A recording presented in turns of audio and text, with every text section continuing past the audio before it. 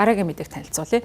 Бахрейн улсын зүгээс Ормосын хоолойтой холбоотой тогтоолыг Нүүбийн аюулгүй зөвлөлд өргөн барьсан за үүнтэй холбогдуулан Оросын холбооны улс болон Бүгд найрамд Хятад ард улсын гадаад хэргийн сайд нар утсаар холбогдсон байна. Бүгд найрамд Хятад ард улсын гадаад хэргийн сайд Ванги, Оросын холбооны улсын гадаад хэргийн сайд Сергей Лавров нар нэм гарагт утсаар ярьсан байна. За тэд Нүүбийн аюулгүй зөвлөлийн байнгын гишүүдийн хуваар Ормосын хоолойг нээх тухай тогтоолын төслийн талаарх удахгүй болох санал хураалтыг хэлэлцсэн байна. За тэднэр бол ярилцахдаа зарчмын асуудлаар шудраг усыг баримталж бодиттой тэнцвэртэй хандлагыг баримтлахаа тохиролцсон. Бүгд найрамд Хятад ард улсын гадаад хэргийн яамны мэдээлэлд дурдсанаар Москва, Бээжин хоёр улс олон улсын хамтын нийгэмлэгийн ойлголцол дэмжлэгийг нэмэгдүүлэхийг хичээх хэрэгтэй гэж тус улсын гадаад хэргийн сайд Ванги мэдгдсэн. Өнгөрсөн 7 хоногт Бахрейн улс энэхүү тогтоолыг өргөн барьсан байгаа. За Иран улсын зүгээс Ормосын хоолойг олон улсын тээвэрлэлтэнд сөргөөр нөлөөлөх байдлаар хаасантай холбогдуулан энэхүү тогтоолыг Нүүбийн аюулгүй зөвлөлд санал болгож өргөн барьсан. За санал хураалт энэ 7 хоногт болох төлөвтэй. Ванги аюулгүй зөвлөлд хандан ойрхон дорнодод зөвшөөрлгүй цэргийн үйл ажиллагааг дэмжихгүй байхыг уриалж үргэлжиж байгаа мөргөлдөөн эц төгсгөлгүй асуудал болж болцгүйг өнгөрсөн пүрэв гарагт анхааруулсан.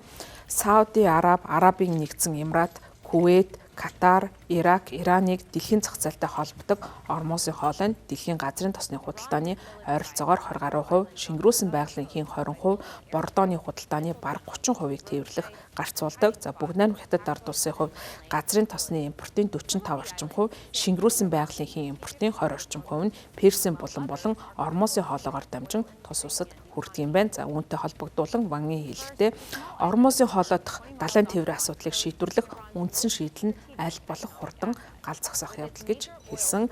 За мөн тэрээр Бүгд найрамд Хятад ард улс олон улсын болон бүс нутгийн халуун цэгийн асуудлыг яриа хэлцээрээр дамжуулан улс төрийн аргаар шийдвэрлэхийг тууштай дэмжиж ирсэн гэж нэмж хэлсэн. Мөн тэрээр Бээжингийн зүгээс Нүүбийн аюулгүй зөвлөлд Оросын холбооны улстай харилцаагаа хамтын ажиллагаагаа уялдуулж томоохон асуудлаар шуурхай харилцаа холбоо тогтоож нөхцөл байдлыг намжаах, бүс нутгийн инх тайван доктортой байдал дэлхийн аюулгүй байдлыг хамгаалахын тулд хүчин чармаалт гаргахад бэлэн байгаа гэдгээ илэрхийлжээ. Харин Сергей Лавровын хувьд ойрхон дорнд үргэлжиж байгаа мөргөлдөөн болон Ормосын хоолойн нөхцөл байдлын талаар цэргийн ажиллагааг нэн даруй зогсоох ёстой гэж үзэж байгаагаа хэлээд талууд мөргөлдөөний үндсэн шалтгааныг шийдвэрлэхийн тулд улс төр дипломатын арга хэмжээнд эргэн орох ёстой гэж мэдэгдэв. Мөн Нүүбийн аюулгүй зөвлөл энэ тал дээр бүтээлч үүрэг гүйцэтгэх ёстой гэж нэмж хэлсэн байна.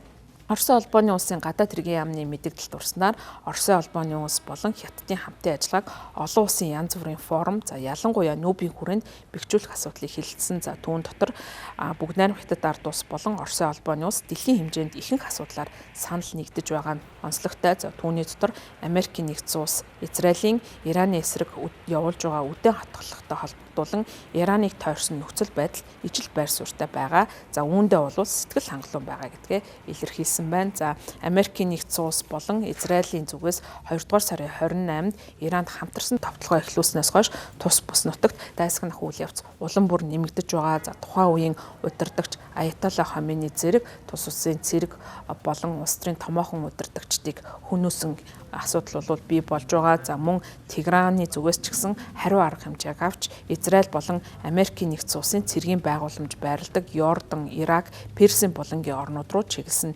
нисгэгчгүй онгоц Пуучингийн цогцолтоор хариу өгсөн байдалтай байгаа.